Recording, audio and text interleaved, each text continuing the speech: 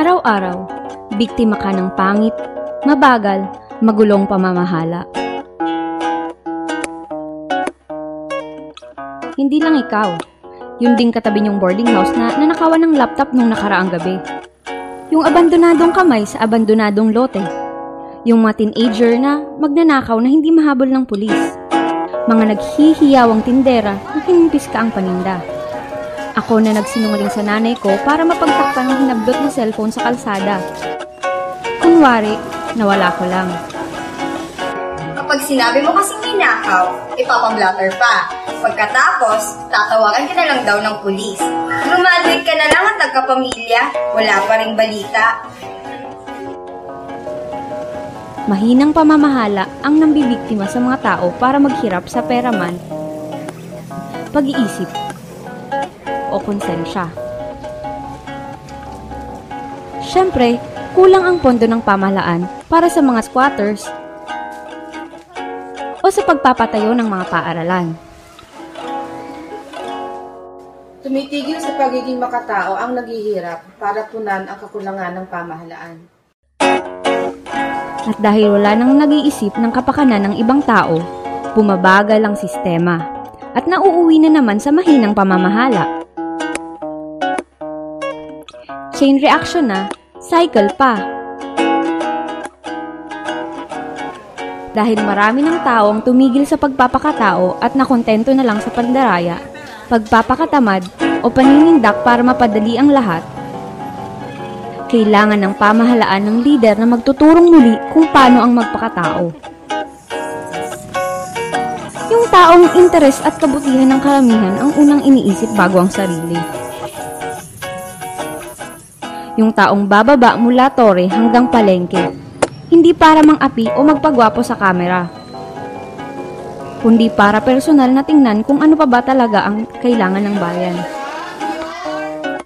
Isang leader na hindi si Henry, si Barack Obama ang paglilingkuran, kundi si Aling Doray na nagtitinda ng balut sa plaza, si Mang Kanor na sepulturero, at lahat-lahat pa ng ordinaryong mamamayan.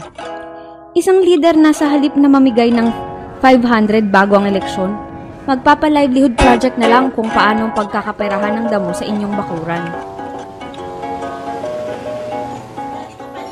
Isang leader na hindi mahihiyang sabihin na nakapatay ang isa sa kanyang mga kamag-anak kaya't kailangang magdusa sa kulungan. Okay sa pamahalaan ng leader na mayaman at marangal ang estado sa lipunan,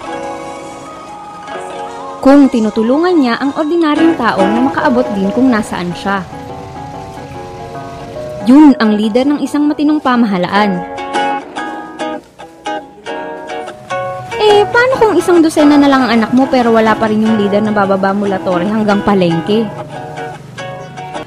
Teka, bakit pa kasi maghihintay? Hindi lang naman kasi sa isang leader magtatagumpay ang isang pamahalaan.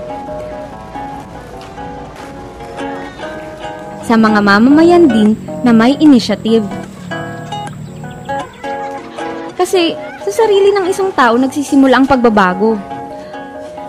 Walang matinong leader ang hindi kinakausap ang sarili at nagdedesisyong maging tapat siya sa bayan. Kaya ikaw, desisyon mo kung mananatili ka lang na isang taong may isang dosenang anak o kung pipilitin mo ang kapitbahay mong magtanim ng gulay sa bakanteng lote ng barangay. Malay natin kung ikaw pala yung leader na hinihintay ng lahat. Paano na lang kung hindi ka nagdesisyong magbago at magpakatao ka na? Kung iisipin ng isang drug addict, kung pwede siyang maging janitor sa simbahan, makakadagdag siya sa mga mamamayan na may initiative. Pareho lang yan sa teenager na magnanakaw na gagamitin na lang pambili ng padyak ang huling perang nanakaw niya para tumigil na siya sa trabaho niya. Kung magdedesisyon kayo ng mga kaibigan mo na gawing isang beses sa isang linggo, sa halip na 3 ang pagsa-Starbucks nyo at ibigay ang tirang pera sa pinakamalapit na orphanage, makakagawa kayo ng pagbabago. Lagi nating iisipin na hindi tayo ang maglilingkod sa pamahalaan, kundi pamahalaan ang maglilingkod sa atin.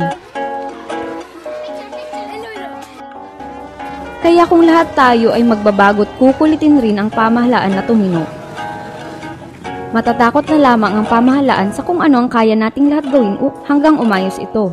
Sa paunti-unti rin at mabagal, ngunit siguradong proseso. Ganyan tayong mamamayan kamakapangyarihan kung tutuusin.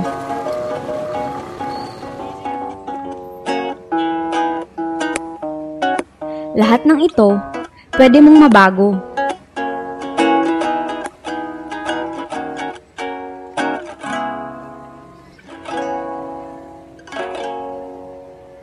Kung sisimulan mo Sa sarili mo.